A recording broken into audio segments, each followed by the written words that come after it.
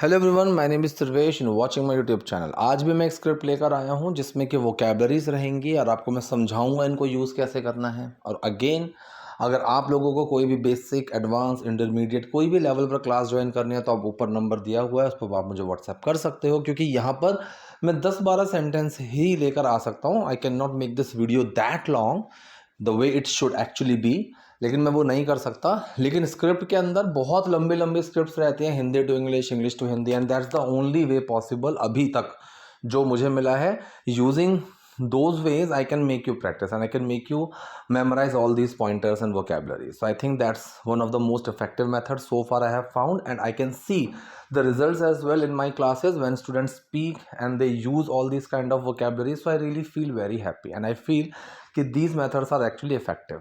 ठीक है, तो चलिए आज की वीडियो हम शुरू करते हैं और सेंटेंसेस को समझने की कोशिश करते हैं। पहला सेंटेंस, मैं घर के काम को लेकर थोड़ी शक में हूं। अब यहां पर एक वर्ड मैंने यूज किया है, to be skeptical. To be skeptical, skeptical होना, स्केप्टिकल होना मतलब थोड़ा डाउट में होना। If you are not sure about something then you are skeptical about that thing. तो इसने कहा कि I am a bit sceptical about the household work. Household work की जगह आप चोर्स लगाओगे तो भी सही है। अच्छा, वर्क में एस भी लगा सकते हैं हम। अगर मैं चाहूँ तो मैं वर्क भी बोल सकता हूँ और वर्क्स भी बोल सकता हूँ, दोनों सही हैं। फिलहाल मैंने क्या कहा कि मैं घर के काम को लेकर थोड़ी शक में हूँ। So I am a bit sceptical, I am a bit sceptical, मैं थोड़ी स्केप्टिकल हूँ, थोड़ी डाउट में हूँ, थोड़ी शक में हूँ about the household work. ठीक है, स्केप्टिकल अबाउट समथिंग, स्केप्टिकल के साथ अबाउट लगा हुआ है यहाँ पर। So I am little bit sceptical about the household work, कि मैं घर के काम को लेकर थोड़ी सी डाउट में हूँ। ठीक है, या फिर जैसे मैं कहूँ कि I am bit sceptical about tomorrow's class, या फिर I am little bit sceptical about him. ठीक है, कि मैं उसको लेकर थोड़ा सा डाउट में हूँ। करेक्ट। या फिर don't be so skeptical, everything will be fine. यार इतने डाउट में मत रहो, सब कुछ ठीक हो जाएगा। ठीक है, तो ये कंडीशन की तरह यूज होगा, टू बी स्केप्टिकल। नेक्स्ट, मुझे अच्छे से याद है तुमने बोला था कि मैं शादी के बाद जॉब कर सकती हूँ। मुझे अच्छे से याद है। अब कोई चीज़ आपको बहुत अच्छे से क्लियरली याद है, जैसे कि कल ही हुआ हो, यहाँ पर एक वर्ड यूज होता है विविडली। ठीक है, विविडली और वेगली ये दोनों उल्टे वर्ड होते हैं, मतलब एक दूसरे के अपोजिट्स हैं। ठीक है, ये अभी हमने कल ही क्लास में पढ़े थे ये वाले वर्ड, कुछ शाम वाले बैचेस के अंदर। तो इसने बोला कि आई विविडली रिमेंबर, मुझे धुंधला धुंधला सा याद है, मुझे सॉरी, आई विविडली मतलब मुझे अच्छे से याद है, वेगली होता है धुंधला धुंधला। I vividly remember that you said, कि तुमने कहा था I could work after marriage. ठीक है, कि मैं शादी के बाद काम कर सकती हूँ। करेक्ट। कुड क्यों लगा?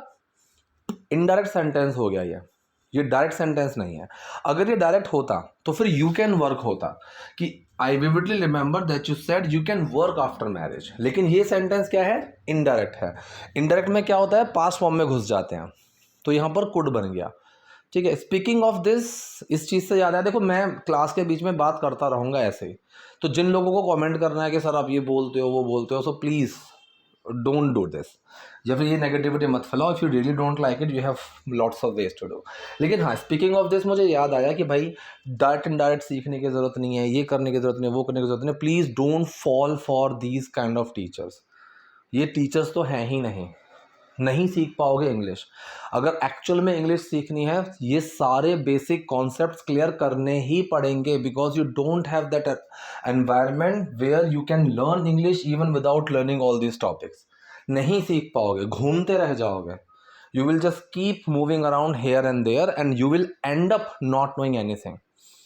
तो आपको अगर एक्चुअल में सीखना है तो बेसिक कॉन्सेप्ट्स क्लियर करने पड़ेंगे। और दिमाग में एक चीज़ बैठा लो, कम से कम 2 साल इस एनवायरनमेंट में, जहाँ पर आप पूरे दिन हिंदी के एनवायरनमेंट में रहते हो, कम से कम 1.5 से 2 साल अगर अच्छे से मेहनत करोगे, देन यू कैन से कि मैं एक अच्छा स्पीकर बना हूँ, या फिर मुझे अब अच्छी इंग्लिश आती है। 4-5 महीने 6 महीने का ये काम होता ही नहीं है। ठीक है, it might sound little bit awkward to some people, लेकिन ऐसा ही है। ठीक है, चलिए, मुझे अच्छे से याद है, I vividly remember that you said, तुमने कहा था I could work after marriage, मैं शादी के बाद काम कर सकती हूँ। ये इनडायरेक्ट सेंटेंस है, इसीलिए यहाँ कुड लगा है। इंसान गलतियों का पुतला है, इसका मीनिंग क्या होता है? टू एर इज ह्यूमन। ये सिर्फ एक ऐसा ही स्ट्रक्चर है, सीधा सीधा, टू एर इज ह्यूमन, कि इंसान गलतियों का पुतला है, इंसान से गलतियाँ होती हैं, लेट इट बी। इसमें कुछ नया समझाने की कोई ज़रूरत नहीं है। मैंने गलती से बोल दिया होगा, यहाँ देखो अंदाज़ा लगाकर बोल रहा है, ये स्पेकुलेशन है ये, ठीक है, he is not sure about it. तो यहाँ पर अंदाज़ा है, अंदाजे में हम कई सारे मॉडल्स का यूज़ करते हैं, मे, माइट, कोड, वुड, ठीक है, इन सब के सेम यूजेस हैं। मॉडल की जो क्लासेस चल रही हैं अभी मैं उसमें इस चीज़ को बहुत डिटेल पढ़ा रहा हूँ, प्रोफाउंडली पढ़ा रहा हूँ, ठीक है। तो यहाँ पर इसने बोला कि मैंने गलती से बोल दिया होगा, ऐसा कोई काम मैंने कर दिया होगा, जो काम हो गया वहाँ पर मॉडल में हैव लगाते हैं, साथ में थर्ड फॉर्म लगाते हैं। एक्शन है तो एक्शन की थर्ड फॉर्म आएगी, कंडीशन कॉन्टिन्यूटी या पैसिव है तो बी की थर्ड फॉर्म आएगी, ठीक है। और अगर पोजेशन है तो हैव की थर्ड फॉर्म आएगी। यहाँ पर क्या है, यहाँ पर एक्शन है कि मैंने कह दिया होगा, I might have said it by mistake, ठीक है, तो मैंने गलती से कह दिया होगा। अच्छा, मुंह से निकल गया होगा, I must have let slip, तो लेट स्लिप होता है गलती से मुंह से निकल जाना। एक होता है स्पिल द बीन्स, राज खोल देना। एक होता है कन्फाइड, किसी चीज़ को, किसी सीक्रेट को बताना। एक होता है लेट ऑन, कोई छुपी बात। सबकी मीनिंग सेम है, ठीक है, और ये सारे कॉमन है। कई बार हमारे पास एक तो ये भी चैलेंज होता है कि भाई कॉमन चीज़ ढूंढनी होती है, ठीक है। Not like Shashi Tharoor, English ऐसे कोई बोलता ही नहीं है, ही actually pretends to be that eloquent, but there is no use of being that one. Common words आपको पता होने चाहिए जितने भी हैं। You should not know all the synonyms and there is nothing to like pretend or to just flaunt your English by speaking those kind of words which are not in common use, ठीक है। So I am in that side, ठीक है। तो और तुम अपने friend से थोड़ा दूर रहा करो, and you should keep some distance from your friend, you should stay away from your friends। दोनों सही हैं, सलाह दी जा रही है इसीलिए यहाँ पर should का यूज़ हो रहा है। वो तुम्हें इन सब चीज़ों को लेकर भड़काती रहती है। एक तो देखो प्रोवोक करना होता है, प्रोवोक करना होता है किसी को उकसाना किसी चीज़ के लिए कि ये कर दो, वो कर दो, ऐसे कर लो, वैसे कर लो, ये होता है उकसाना। लेकिन एक होता है भड़काना, ठीक है, भाई देखो वो ऐसा तुम्हारे चाहता नहीं है, वो चाहता है कि तुम्हारा नुकसान, तो ये भड़का रहा हूँ मैं। या फिर अगर मैं ये कहूँ, एक सेकेंड, चलिए आगे बढ़ते हैं। इसने बोला कि वो तो, अब जैसे मैंने कहा कि भूख भड़काना, कि उस चीज़ को देखकर मेरी भूख भड़क गई, या फिर उसने मेरी इंसल्ट की और उस इंसल्ट ने मेरे अंदर एक ज़ील को भड़का दिया, इट इंसाइटेड ज़ील इनसाइड में, करेक्ट। तो वहाँ पर हम इंसाइट वर्ड का यूज़ करते हैं, करेक्ट। तो इसने बोला शी कीप्स इंसाइटिंग यू, करती रहती है, कोई काम करते रहने के लिए हम कीप प्लस आईएनजी का यूज़ करते हैं। डज कहाँ छुपेगा, कीप के अंदर, तो कीप का बना keeps. She keeps inciting you, वो तुम्हें भड़काती रहती है, अबाउट ऑल दीज थिंग्स, इन सब चीज़ों के बारे में या फिर इन सब चीज़ों को लेकर वो तुम्हें भड़काती रहती है, ठीक है। नेक्स्ट, मैं हमारे लिए इतनी मेहनत कर रहा हूँ।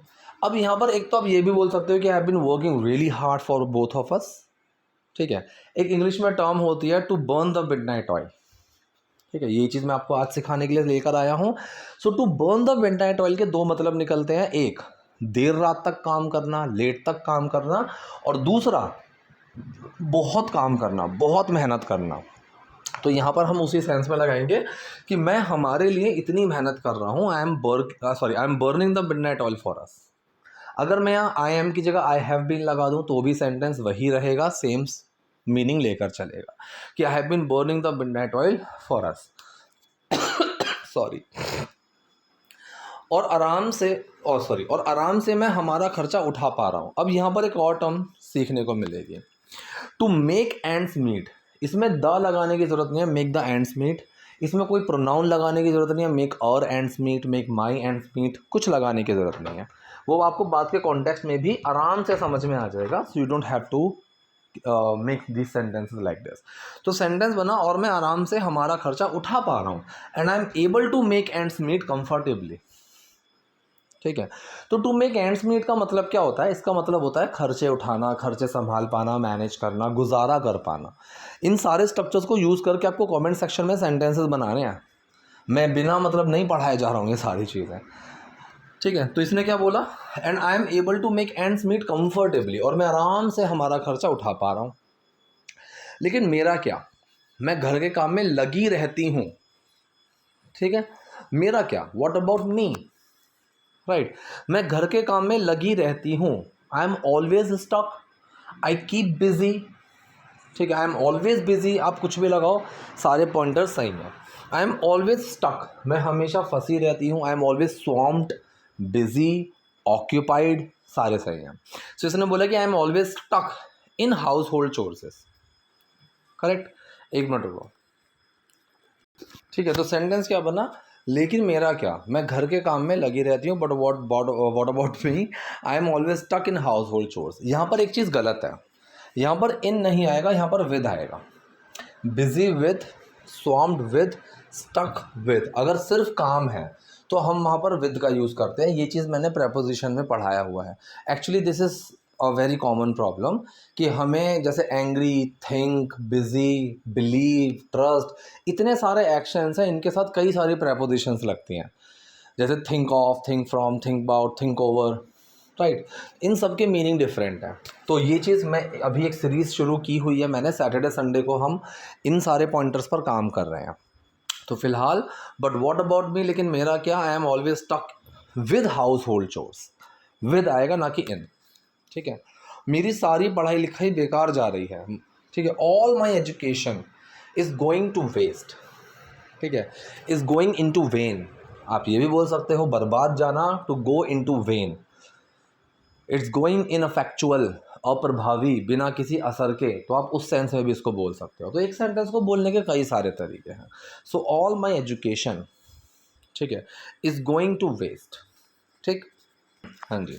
अच्छा, मैंने क्लास में समझाया था ऑल और होल का फ़र्क, ठीक है। अगर बच्चों ने वो क्लास ली है और वो चीज़ अगर आपको याद है तो दिमाग आपका ये जाना चाहिएगा कि यहाँ पर होल क्यों नहीं आया। माई होल एजुकेशन आ सकता है, दोनों आ सकते हैं, लेकिन हल्का सा फ़र्क है, वो मैं कभी और समझाऊंगा, लेकिन दोनों का हम यूज़ कर सकते हैं।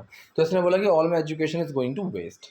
मैं सोच रही हूँ कि तुम्हारी कंपनी ज्वाइन कर लूँ, ठीक है। अब देखो, आई एम थिंकिंग अबाउट नहीं आएगा, आई एम थिंकिंग ऑफ आएगा। ये छोटी छोटी सी चीज़ें हैं। She is not thinking about joining his company, she is thinking of joining his company. इसका वो एक आइडिया है, इसका परसेप्शन है, राइट। इस चीज़ को सही लगता है, तो इनके लिए हम अलग अलग प्रेपोजिशंस का यूज़ कर सकते हैं। तो उसने बोला कि I am thinking of joining your company, मैं तुम्हारी कंपनी ज्वाइन करने का सोच रही हूँ, मैं तुम्हारी कंपनी ज्वाइन करने के बारे में सोच रही हूँ, करेक्ट। तो सेंटेंस प्रेजेंट कॉन्टिन्यूस ही आराम से बनाएंगे। मैं भी चाहती हूँ कि मैं काम करूँ, इंडिपेंडेंट बनूँ, ठीक है। तो मैं भी चाहती हूँ कि मैं काम करूँ, एक तो तरीका यह है I also want that I should work, या फिर सिंपल तरीका I also want to work and become independent, ठीक है। तो I also want to work, मैं भी काम करना चाहती हूँ, एंड बिकम इंडिपेंडेंट, और इंडिपेंडेंट बनना चाहती हूँ, ठीक है जी। चलिए, कुछ समय जॉब करके देख लेती हूँ, ठीक है। Let me try working for some time, let me try to work, अगर आप ये बोलोगे तो भी सही है कि लेट मी ट्राई, मैं कोशिश कर लेती हूँ, let me try to work for some time, या फिर let me try working for some time. To के साथ देखो, कई बार हमें ऐसा लगता है कि टू के साथ हम आईएनजी कभी लगाएंगे ही नहीं, ऐसा नहीं है। टू के साथ आईएनजी आता है, लेकिन फ्रेजल वर्ब्स के अंदर जब हम टू का यूज़ करते हैं, for example addicted to, close to, और लुकिंग फॉरवर्ड टू, इसमें तो बहुत गलतियां होती हैं।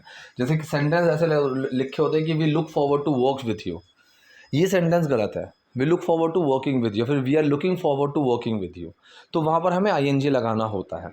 तो टू के साथ आईएनजी लगता है, लेकिन हर जगह नहीं लगा सकते, उसके कुछ स्पेसिफिक तरीके होते हैं, करेक्ट। टू के बहुत सारे यूजेस हैं, बहुत सारे। आई थिंक टू के सबसे ज़्यादा यूजेस होंगे जब हम प्रेपोजिशन की बात करते हैं, करेक्ट। फिलहाल let me try working for some time, मैं कुछ टाइम काम करके देख लेती हूँ, अगर मज़ा नहीं आया तो छोड़ दूंगी। ये कौन सा सेंटेंस है, ये भी फ्यूचर टाइप 1 कंडीशनल सेंटेंस है कि अगर मुझे इस चीज़ में मज़ा नहीं आएगा, if I don't enjoy it, if I will not नहीं आएगा, ठीक है।